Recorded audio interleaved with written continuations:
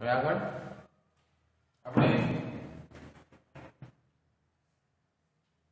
હવાલા નોંધોઈ જોઈએ જોતા હતા વિસર્જન સમયની કે માલ મિલકતના જે આપણે ખાતાઓ હોય એની નિકાલ કરી અને એની નોંધો જોતા હતા, જેમાં આપણે અનામત ખાતાની બાકીઓ જોઈ હતી કે જેમાં જો કોઈ અનામતો હોય બરાબર તો એ ભાગીદારીના વિસર્જન સમયે એની શું અસરો થાય, કયા ખાતામાં એની અસરો થાય, પછી આ ખાતામાંથી પૂર્ણ કર્યા બાદ નફો છે કે ખોટ છે એના વિશેની માહિતી આપણે જોઈ કે ભાઈ જો નફો હોય તો શું આમનો થાય, શું એની અસરો હિસાબી અસરો થાય, અને જો ખોટ હોય તો શું હિસાબી અસરો થાય બરાબર.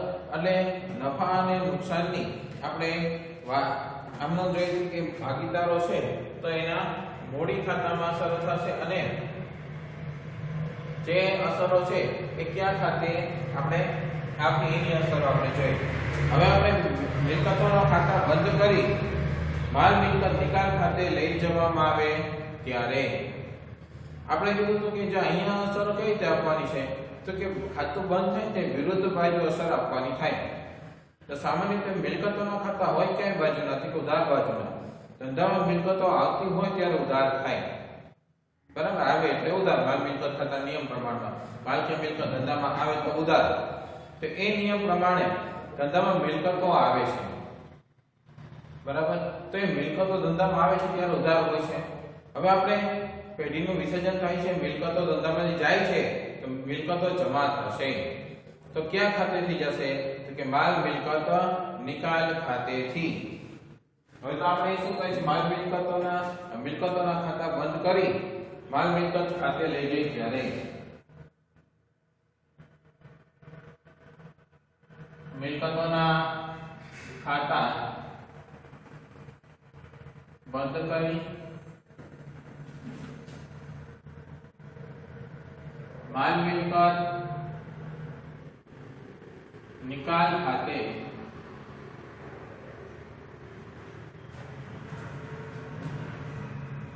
લઈ જઈ ત્યારે માલ મિલકત નિકાલ ખાતે લઈ જઈ ત્યારે મિલકતોના ખાતા છે એ બંધ કરી દઈએ. જે પણ ધંધાની અંદર મિલકતો છે એના ખાતા બંધ કરી અને માલ મિલકત નિકાલ ખાતે લઈ જાય ત્યારે આપણે આપનો શું કરીએ તો હિસાબી અસર આપણે શું આપી શકીએ છીએ એની બાબત અહીં આપણે જોઈએ. તો માલ મિલકત નિકાલ ખાતે લઈ જઈ જેમ કે મિલકતો જમીન, મકાન, વાહન, યંત્ર, ફર્નિચર કે પછી કોઈ અન્ય લેણી મૂડી છે તો એ બધી મિલકતો છે તો એ ખાતા બંધ કરી અને આપણે માલ મિલકત નિકાલ ખાતે લઈ જઈએ ત્યારે આમનો શું થશે કે સૌથી પહેલા તો માલ મિલકત નિકાલ ખાતે ઉધાર જેટલી પણ રકમ છે તે આપણે જેટલા પણ મિલકતોનો નિકાલ કરી છીએ જમીન ખાતે તે મકાન, વાહન કે પછી યંત્ર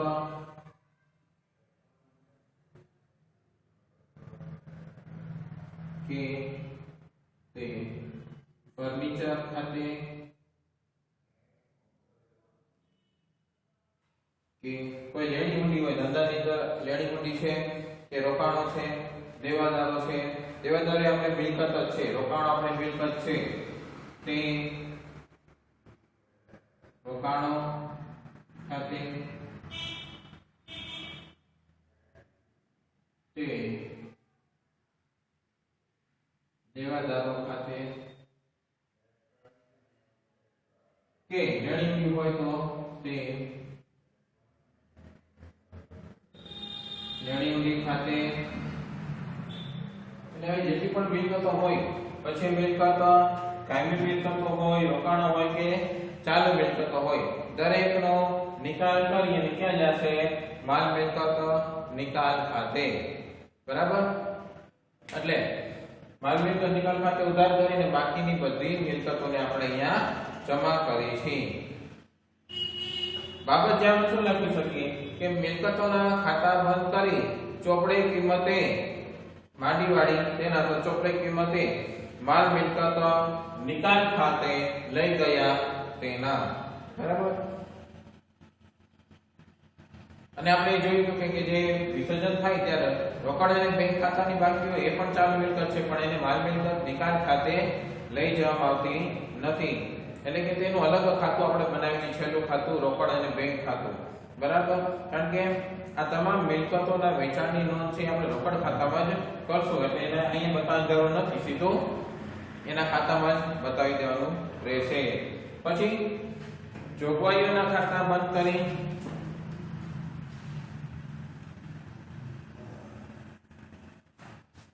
તો જોગવાઈઓ હોય છે ધંધાની અંદર.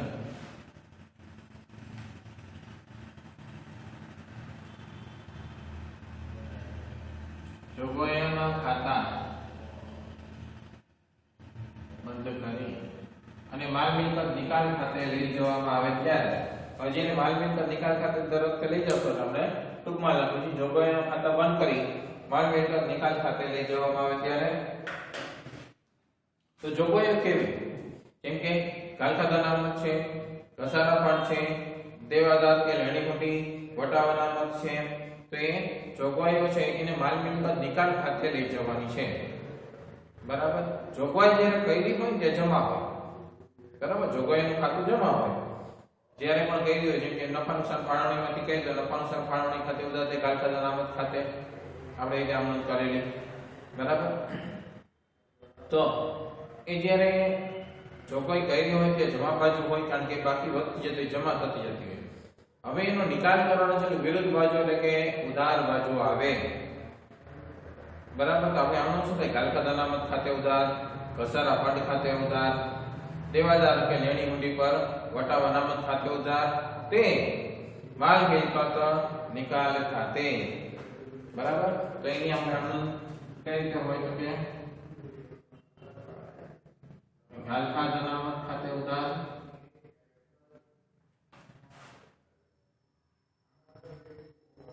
પછી કોઈ ઘસારા ફંડ હોય, ઘસારા ફંડ ખાતે ઉધાર કે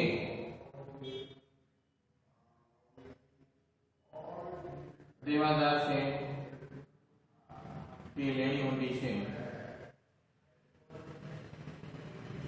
પર વટાવ અનામત, દેવાદાર હોય તેના પર વટાવ અનામત કે લેણી હુંડી પર વટાવ અનામત હોય તેના ખાતે ઉધાર, તે માલ મિલકત નિકાલ ખાતે. બધી જોગવાઈઓ છે એ માલ મિલકત નિકાલ ખાતે લઈ જવાની છે. બરાબર. તો એ જોગવાઈઓને આપણે માલ મિલકત નિકાલ ખાતે લઈ જઈ અને ખાતાઓ બંધ કરીએ છીએ તેની આમ નોંધ કરવાની થાય આપણે. બરાબર. આગળ જોઈએ તો ત્યાર પછી જોગવાઈના ખાતા બંધ થઈ ગયા, પણ દેવાના ખાતા બંધ કરી અને માલ મિલકત નિકાલ ખાતે લઈ જવામાં આવે ત્યારે દેવા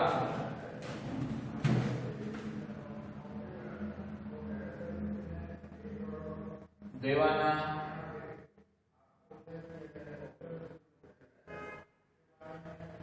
ખાતા બંધ કરી અને માલ મિલકત નિકાલ ખાતે લઈ જવામાં આવે ત્યારે દેવા એટલે કે જે લેણદારો છે, દેવી હુંડી છે કે કોઈ બેંક ઓવરડ્રાફ્ટ છે, કારીગર નફા ભાગ ભંડોળ છે કે ચૂકવવાના બાકી ખર્ચા છે, તો આ બધાને આપણે માલ મિલકત નિકાલ ખાતે લઈ જઈને એને બંધ કરવા પડે છે.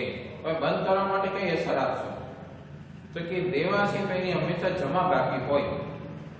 દેવાની કઈ બાકી હોય? જમા બાકી. તો ખાતું બંધ થાય ત્યારે ઉધાર બાકી, તો જમા શેના થશે? માલ મિલકત નિકાલ ખાતે. પછી દેવાદાર લેણદારો હોય, દેવી ઊંડી હોય, બેંક ઓવરડ્રાફ્ટ હોય કે કોઈ ચૂકવવાના બાકી ખર્ચ હોય કે કારીગર નફા ભાગ ભંડોળ હોય, બધા ઉધાર થાય. આપણે આમનો શું થઈ જશે? લેણદારો ખાતે ઉધાર, પછી દેવી ઊંડી ખાતે ઉધાર,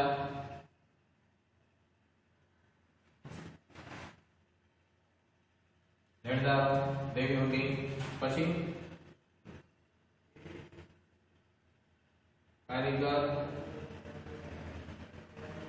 નફા ભાગ ભંડોળ ખાતે ઉધાર,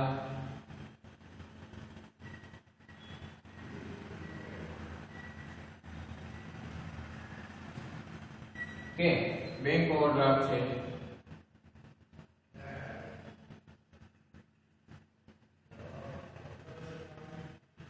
બેંક ઓવરડ્રાફ્ટ ખાતે ઉધાર, કે એના જે કોઈ બીજી જવાબદારી છે કે હવે વર્ષના અંતે એવા હોય કે ચૂકવવાના બાકી ખર્ચ ખાતે ઉધાર. આવા બધા દેવા છે એ દેવાઓને આપણે તે ક્યાં લઈ જશું?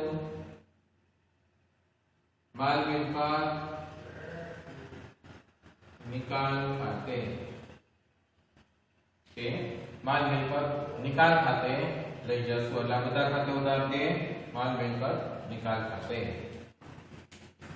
ત્યાર પછી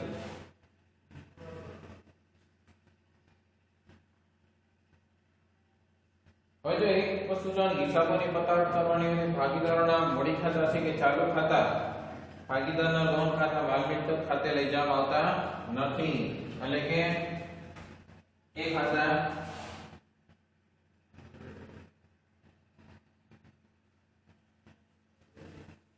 માલ મિલકત નિકાલ ખાતે લઈ જવામાં આવશે નહીં. તો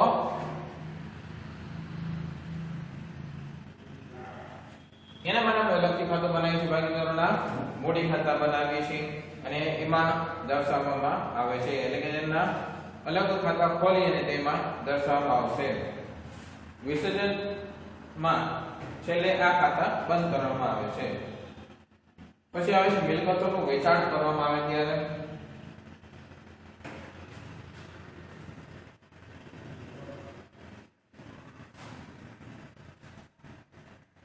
મિલકતોનું વેચાણ,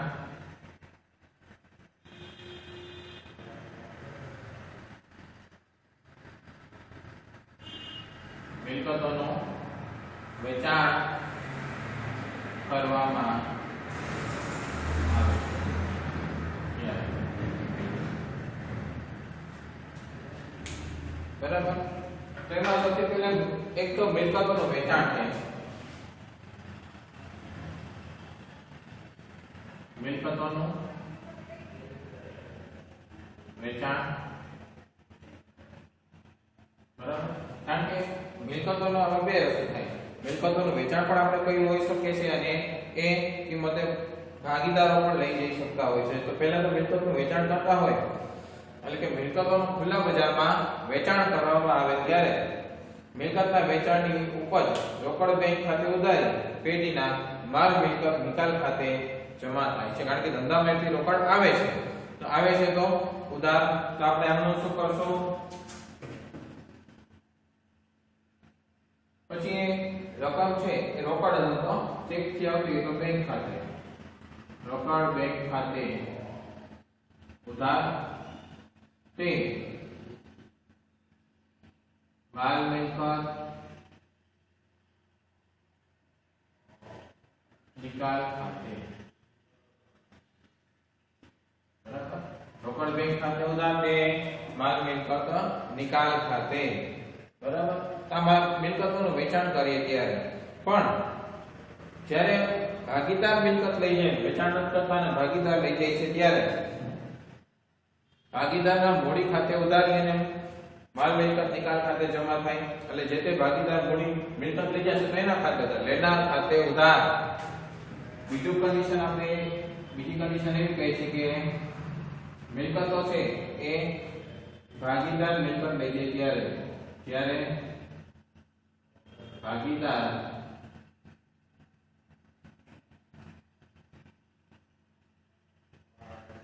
મિલકત લઈ જાય ત્યારે, બરાબર. તો આમાં શું થાય તો કે જે તે ભાગીદારના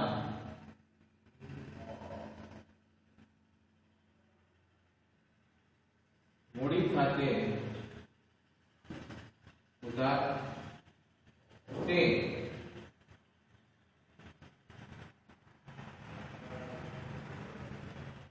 માલ મિલકત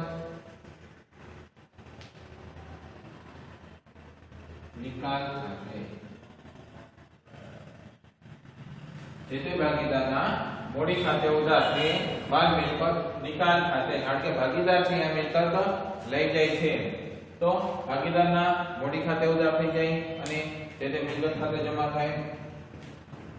હવે પેઢીના વિસર્જન સમયે જે દ્રશ્ય કે અદ્રશ્ય મિલકતોની ઉપજવા ધારેલ કિંમત આવશ્યક આપવી, એટલે કે પેઢીની જે વિસર્જન થાય છે ત્યારે મિલકતોની જે કિંમત છે ઉપજવા ધારેલ કિંમત, એટલે કે આપણે ધાર્યું હોય કે આટલી કિંમત એની ઉપજે છે એ કિંમત આપવી. અને દ્રશ્ય અને અદ્રશ્ય મિલકતની કોઈ પણ કિંમત ઉપજવા પાત્ર ન હોય તો તે અંગે દાખલામાં ખાસ ઉલ્લેખ કરવો. એટલે કે દાખલાની અંદર એવી માહિતી આપેલી હોય કે જે તે વસ્તુ છે એની કિંમત ઉપજી શકે એમ નથી. હવે કોઈ ચોપડે નોંધાયેલ લેણદાર તેની લેણી રકમ સામે કોઈ ચોપડે નોંધાયેલ મિલકત આપવામાં આવે છે, લેણદારને એની રકમની સામે મિલકત આપવામાં આવે ત્યારે, એટલે કે આવી મિલકત લેણદાર મિલકત અને આવા લેણદારો માલ મિલકત નિકાલ ખાતે લઈ જવામાં આવેલ હોવાથી, કારણ કે એની પહેલા તો નોંધ થઈ ગઈ છે ભાઈને નિકાલ ખાતે લઈ ગયા, જેનો નિકાલ કરવાનો છે એને આપણે માલ મિલકત નિકાલ ખાતે લઈ જઈશું તો એની નોંધ થઈ ગયેલ હોવાથી જે તે મિલકતની ગણેલી ઉપજ અને જે તે લેણદારની ચૂકવણી અંગે કોઈ નોંધ કરવાની હોતી નથી. એટલે કે શરૂઆતમાં જ આપણે ખબર હોય તો આપણે અહીંયા એની નોંધ જ કરીએ નહીં, કારણ કે એ મિલકત લેણદાર લઈ જશે એટલે મિલકત એ પૂરી થઈ જશે, લેણદાર એ પૂરા થઈ જશે, એટલે એને નિકાલ કરવાની જરૂર જ નથી. તો બે સામસામું સેટ ઓફ થઈ જાય છે, એટલે એની નોંધ કરવાની થાય નહીં. પછી બીજું હોય કે ચોપડે ઘણી વખત કોઈ નહીં નોંધેલી મિલકતની ઉપજ મળે છે, કોઈ મિલકત છે જેની ચોપડે નોંધ કરવામાં આવી નથી અને એની રકમ મળે છે એટલે કે ઉપજ મળે છે ત્યારે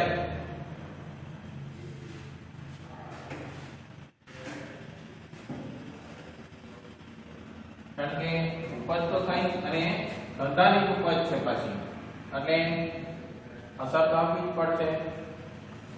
તો એ અસર શું આપશે? ચોપડે નહીં નોંધેલી મિલકતની ઉપજ મળે ત્યારે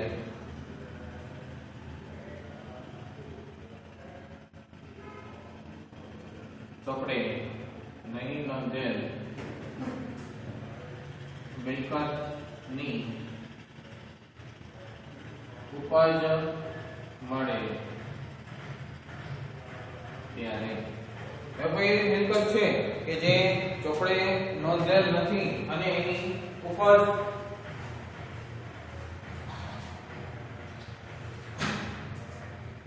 મળે છે તો એની નોંધ આપણે શું કરશું? કારણ કે એ ચોપડે નોંધેલ તો છે નહીં તો એની ઉપજ મળે છે, તો ઉપજ મળે છે ત્યારે આપણે એની અસર આપવાની થાય છે, કારણ કે એની આવક તો એના થકી આવક તો ધંધામાં થાય છે, ઉપજ મળી એટલે એનો મતલબ કે રોકડમાં રૂપિયા મળે છે, રોકડ ધંધામાં આવે છે તો રોકડ ખાતે ઉધાર તે સેના કે માલ મિલકત નિકાલ ખાતે ચોપડે જે નહીં નોંધેલ મિલકત છે તો એની આપણે આમંત્રણ કરીએ તો શું થાય કે ધંધામાં જવાના શું થશે? ઉપજ મળે એટલે ચોપડ કરી છે કે આપણને રોકડા મળે છે, એટલે કે ઉપજ મળી એટલે રોકડ સ્વરૂપે જ મળતી હોય છે, તો રોકડ મળે છે તો રોકડ ખાતે ઉધાર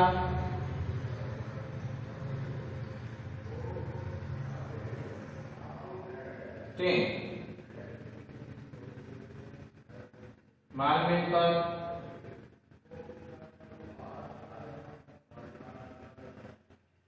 નિકાલ ખાતે રોકડ ખાતે ઉધાર તે માલ મિલકત નિકાલ ખાતે આ ચોપડે નહીં નોંધેલ મિલકતો ની ઉપજ મળે છે ત્યારે ત્યાર પછી હવે દેવા ચૂકવવામાં આવે ત્યારે મુદ્દો જ આખો લખશે દેવા ચૂકવવામાં આવે ત્યારે એમાં આપણે એવું કહે છે કે દેવા રોકડેથી ચૂકવવામાં આવે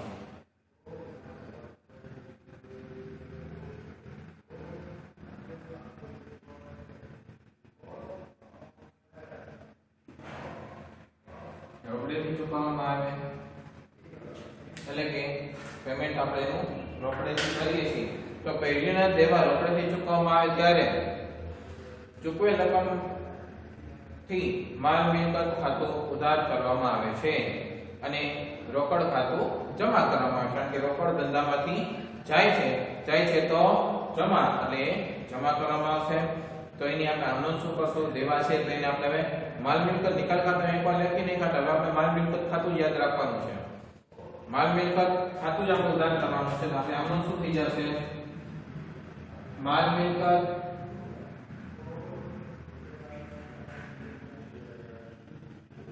નિકાલ ખાતે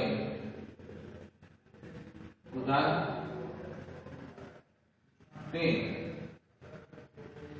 રોકડેથી ચૂકવા છે એટલે રોકડ ધંધામાંથી જાય છે એટલે તે રોકડ ખાતે કારણ કે ધંધામાંથી રોકડ જાય છે જો બાબત જે આમાં લખીએ તો બધામાં લખી શકો છો લખવાની હોય તો અહીંયા આપણે એવું કહે કે દેવાની ચૂકવણી કરી મિલકતોની ઉપજ મળી તેના ચોપડે નહીં નોંધેલ મિલકત નહીં ઉપજ મળી તેના તો અહીંયા આપણે શું બાબત લખી દેવાની ચૂકવણી કરી તેના કારણ કે રોકડેથી ચૂકવવામાં આવે એટલે દેવાની ચૂકવણી કરી છે તેના છે પછી બીજી કન્ડિશન શું છે કે કોઈ ભાગીદાર જવાબદારી ચૂકવવાનું સ્વીકારે ત્યારે હવે શું થાય છે કે કોઈ ભાગીદાર જવાબદારી ચૂકવવાનું સ્વીકારે કોઈ ભાગીદાર એવું કહે છે કે ભાઈ આ જવાબદારી છે અમે ચૂકવી દઈશું તો એ દેવાની જવાબદારી ચૂકવે સ્વીકારે ત્યારે તો એ ચૂકવવાનું સ્વીકારે છે તો અહીંયા રોકડેથી ચૂકવી છે રોકડ ખાતું જમા થાય છે તો ભાગીદાર ચૂકવે તો ભાગીદારનું ખાતું જમા થાય તો આમનો લાભ શું થઈ જશે માલ મિલકત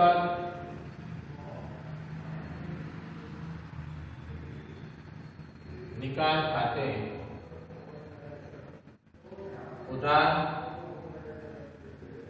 તે કોણ છે તો કે ભાગીદાર આ જવાબદારી સ્વીકારે છે એટલે કે ભાગીદારના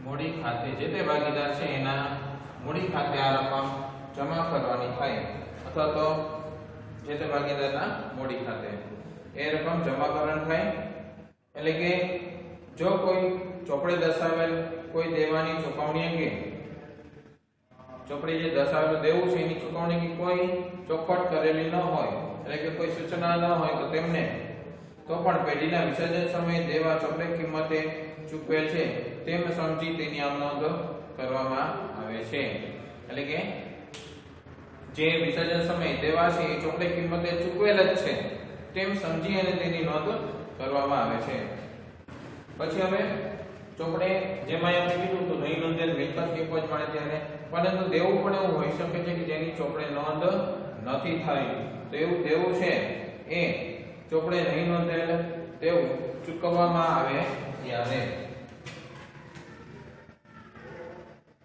ચોપડે નહીં નોંધેલ દેવું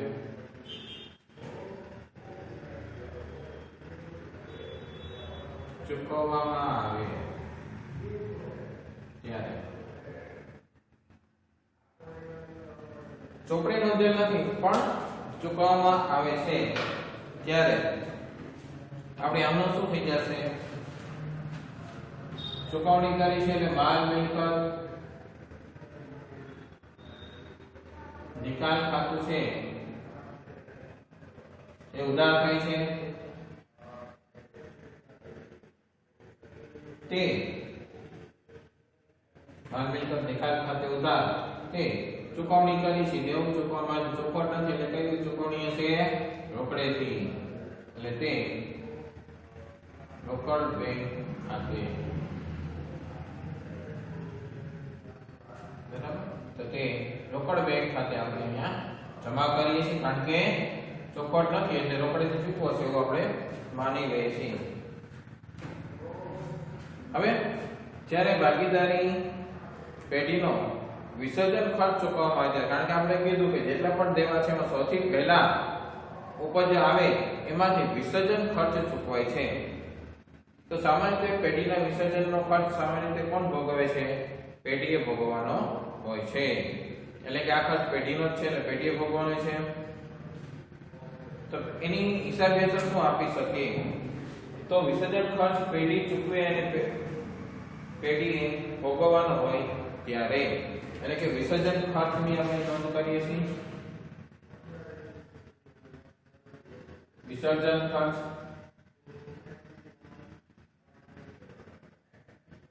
પેઢી ચૂકવે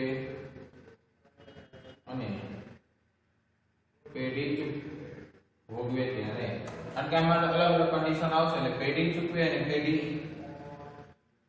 ભોગવે ત્યારે વિસર્જન ખર્ચ છે. તો આપણે માલ મિલકત નિકાલ ખાતેથી ખર્ચ ચૂકવવાનો હોય એટલે માલ મિલકત તો નિકાલ ખાતું આપણે ઉધાર કરી દઈશું. માલ મિલકત નિકાલ ખાતે ઉધાર તે સૌથી પહેલા જ આપણે ચૂકવીએ છીએ ઉપજ મળે એમાંથી એટલે તે રોકડ બેંક ખાતે કોઈ પણ રીતે આપણે એ ચૂકવણી કઈ હોઈ શકે છે. રોકડે છે તો ચેક આપી ચૂકવણી કઈ હોય તો એને આપણે રોકડ બેંક ખાતે જમા કરવાના થાય. ત્યાર પછી હવે કોઈ ભાગીદાર જવાબદારી સ્વીકારે છે એટલે કે જો કોઈ વિસર્જન ખર્ચ છે એ કોઈ ભાગીદાર ભોગવવાનો હોય તે હિસાબ જે વિસર્જન ખર્ચ છે એની ચૂકવણી કરે ત્યારે પેઢીના ચોપડે આ અંગે કોઈ નોંધ કરવાની રહેતી નથી કારણ કે ભાગીદારે કીધું ચૂકવી દેશે તો એ ભાગીદાર ચૂકવી દે છે તો આપણે પેઢીના ચોપડે કોઈ નોંધ કરવાની હોતી નથી. પરંતુ આવી વિસર્જનની કાર્યવાહીની જવાબદારી સ્વીકારવા અંગે પેઢી જે તે ભાગીદારને તેના મહેનતાણાની રકમ ચૂકવવાની હોય ત્યારે એટલે કે એને મહેનતાણું ચૂકવી શકાય કે ભાઈ એને આ કામ કર્યું છે તો આ કાર્ય જવાબદારી ભોગવવી છે જવાબદારી લીધી છે તો એના બદલામાં પેઢી એને મહેનતાણું ચૂકવી શકે છે. એટલે કે કોઈ ભાગીદાર જવાબદારી સ્વીકારે ત્યારે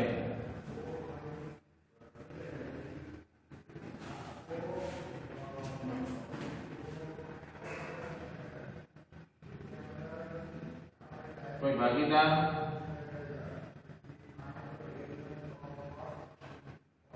જવાબદારી સ્વીકારે ત્યારે કોઈ ભાગીદાર છે એ આ પ્રકારની કોઈ જવાબદારી સ્વીકારે ત્યારે તો પેઢીમાં એ જવાબદારી સ્વીકારે છે એટલે કે વિસર્જન ખર્ચ ચૂકવવાની જવાબદારી સ્વીકારે છે. જેમ કે આપણે અગાઉ કીધું હતું કે કોઈ દેવાની જવાબદારી સ્વીકારે એવી રીતે વિસર્જન ખર્ચ ચૂકવવાની જવાબદારી સ્વીકારે ત્યારે આપણે આનું શું કરશું? માલ મિલકત નિકાલ ખાતે ઉધાર તે કોના કે જે તે ભાગીદારના મૂડી ખાતે જે તે ભાગીદારના મૂડી ખાતે આપણે એને જમા કરી દઈશું કારણ કે એ ભાગીદાર આ જવાબદારી ચૂકવવાનું સ્વીકારે છે તો એના મૂડી ખાતે જમા થઈ જાય. પછી જે ભાગીદારની જવાબદારી હોય તે ભાગીદાર કરેલ વિસર્જન ખર્ચની ચૂકવણી પેઢીએ કરેલ હોય એટલે કે આ જવાબદારી કોઈ ભાગીદાર ચૂકવી છે અને વિસર્જન ખર્ચ કર્યો અને આ ખર્ચ પેઢીએ ચૂકવેલ હોય તો તેની નોંધ શું થાય?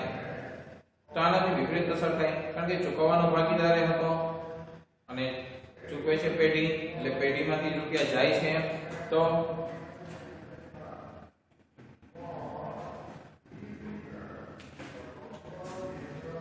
અહીં કે કોઈ ભાગીદાર છે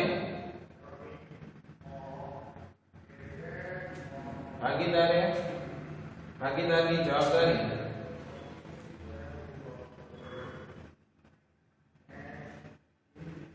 એટલે વિસર્જન ખર્ચ પેઢી ચૂકવે આપણે ટૂંકમાં લખી છે પણ એક વસ્તુ તમારે સમજવાની છે કે કોઈ ભાગીદારની જવાબદારી છે વિસર્જન ખર્ચ ચૂકવવાની એ વિસર્જન ખર્ચ પેઢી ચૂકવે ત્યારે આપણે જે તે ભાગીદાર છે એના અમે મૂડી ખાતે ઉધાર કરી નાખશું. જે તે ભાગીદારના મૂડી ખાતે ઉધાર તે પેઢી ચૂકવે છે એટલે પેઢીમાંથી તો ધંધામાંથી રોકડ અથવા બેંક જાય છે તો એને જમા કરશું તે રોકડ બેંક ખાતે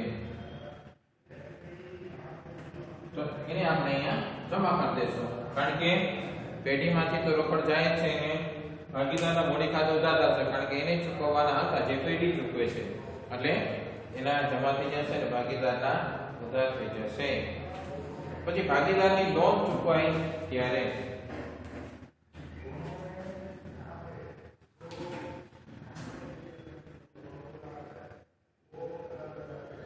ભાગીદારે પેઢીને લોન આપી હોય ત્યારે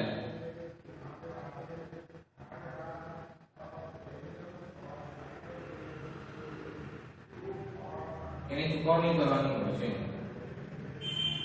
એટલે કે ભાગીદારની લોન ચૂકવાય ત્યારે પેઢીને લોન આપી છે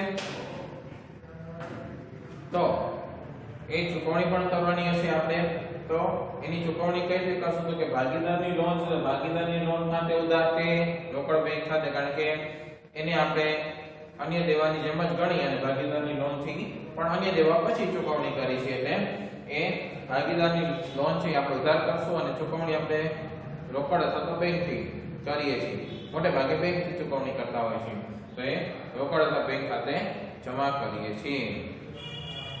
તો આમનું શું થશે ભાગીદારની લોન ખાતે ઉધાર તે રોકડ અથવા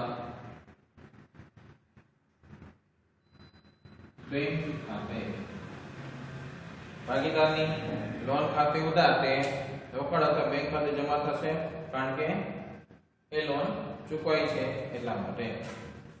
પછી માલ મિલકત ખાતાની બાકીની જે વેચણી છે એ કે માલ મિલકત ખાતું છે એની બાકી એવી કાઈ એની વેચણી કઈ રીતે કરવાની છે તો જો માલ મિલકત ખાતાની બાકી નફા કે નુકસાનના સ્વરૂપે હોય છે કાં તો નફો હોય કાં તો નુકસાન હોય. હવે તો અહીંયા વેચણી કઈ રીતે કરતો કે નફો નુકસાન છે ભાગીદારના નફા નુકસાનના પ્રમાણમાં વેચી તેમના ચાલુ અથવા તો મૂડી ખાતે જે ખાતું બનાવેલું હોય એ ખાતે લઈ જવામાં આવે છે. એટલે શું થશે જે પણ બાકી નફો આવ્યો કે નુકસાન આવ્યું એને ભાગીદારો વચ્ચે એમના નફા નુકસાનના પ્રમાણમાં ભાગીદારોના ચાલુ અથવા મૂડી ખાતે લઈ જવામાં આવે છે બરાબર એટલે કે માલ મિલકત નિકાલ ખાતાની બાકીની વહેંચણી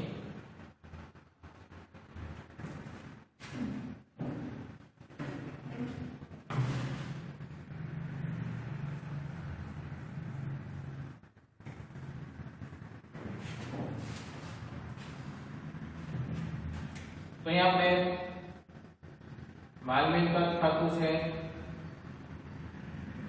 माल मिलकत निकाल खातानी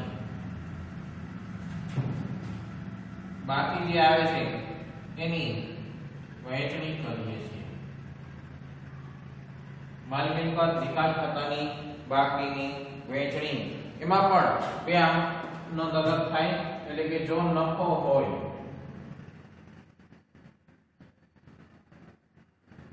ત્યારે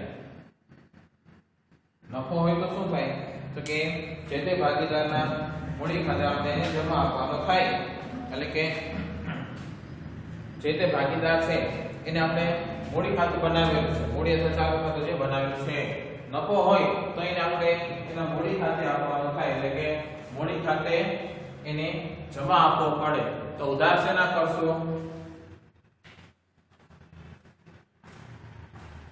माल मिलकत निकाल खाते बराबर कामनो दाखले શું થઈ જશે माल मिलकत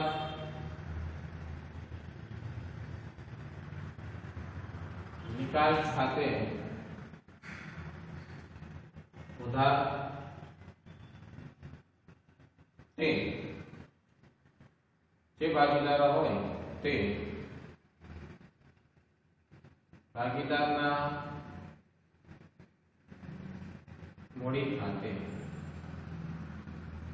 माल मिलकत निकाल खाते उधार के भागीदारना मूडी खाते एना खाते આપણે જમા આપવાના થાય કારણ બાબત જે એમાં લખી શકીએ કે માલ મિલકત નિકાલ ખાતાના નફાની વહેંચણી ભાગીદારોના મૂડી ખાતે કરી તેના બરાબર બાબત જે તમને થોડી લખતા આવડી ગઈ છે ને એ રીતે લખી શકો છો પણ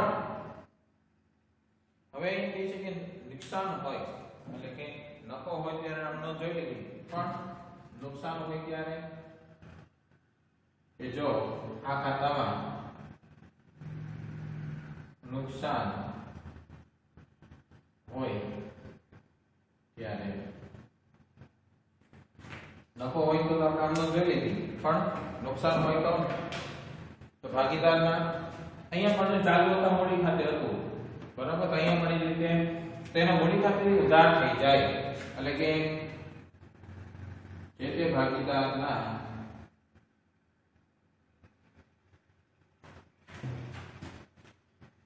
મૂડી અથવા ચાલુ ખાતું બને હોય તો ચાલુ ખાતે ઉધાર થાય મૂડી અથવા તો ચાલુ ખાતે ઉધાર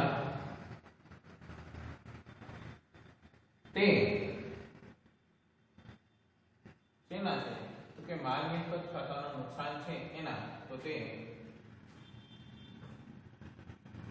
माल मिलकत निकाल खाते बराबर भागीदार जैसे भागीदार मूडी अथवा चालू खाते उधार के माल मिलकत निकाल खाते बाबत से શું લખી શકીએ કે માલ મિલકત નિકાલ ખાતાની ખોટની વહેંચણી જે તે ભાગીદારોના मूडी अथवा चालू खाते करी तेना बराबर तो जे नुकसान छे ए भागीदारोना मूडी अथवा तो चालू खाते करी तेना એટલે અહીંયા આખું માલ મિલકત નિકાલ ખાતું કમ્પ્લીટ થાય તમારું એની હવાલા અસરો હિસાબી અસરો છે કમ્પ્લીટ થાય કારણ કે માલ મિલકત ખાતામાં આપણે સૌથી પહેલા બાકીઓ નોંધી પછી બાકીઓ મિલકતો હોય દેવા હોય એ નોંધણી કરી પછી એની કિંમત ઉપજે मिलकतों की किंमत जे एमांथी देवानी किंमत आपणे चुकवणी करी देवा छे ની चुकवणी करीए એટલે કે દેવાની ચુકવણી થાય પછી જે એની પણ આપણે નોંધ કરેલી આપણે મિલકતોની કિંમત ચોપડે કિંમત અને ઉપજ કિંમતની દેવાની ચોપડે કિંમત અને ચુકવણી કિંમતની અને ત્યાર પછી માલ મિલકત ખાતું છે તો એનો નફો અથવા ખોટ આવે, કારણ કે ઉપજ વધારે હોય એની દેવા ઓછા હોય તો નફો હોય. તો એવા સમયે માલ મિલકત નિકાલ ખાતું ધાર કરીને જે તે ભાગીદારના મૂડી ખાતે જમા કરી દેવાના અથવા ચાલુ ખાતું બને હોય તેના ખાતે જમા કરવાના. અને જેટલી ઉપજ થાય છે એના કરતા દેવા વધુ છે, બરાબર, એટલે કે નુકસાન થાય છે. તો એ નુકસાન થશે તો ભાગીદારોના મૂડી ખાતેથી લઈ આવવાના થશે રૂપિયા, કારણ કે જે દેવું છે એ તો ચૂકવવાનું જ છે. તો એ દેવું છે એને કરતા નુકસાન વધુ છે, બરાબર. તો જે ઉપજ છે એના કરતા નુકસાન ખર્ચ વધુ છે, દેવું વધુ છે, તો એવા સમયે નુકસાન થાય છે. તો એ નુકસાન હોય તો જે તે ભાગીદારના મૂડીને ચાલુ ખાતું ધાર કરી અને માલ મિલકત નિકાલ ખાતે જમા કરવામાં આવે છે. તો આ રીતે આખા માલ મિલકત ખાતાની આપણે અસરો જોઈ. હવે ભાગીદારોના ખાતા છે એની આપણે અસરો છે હવે નેક્સ્ટ લેક્ચરની અંદર જોશું.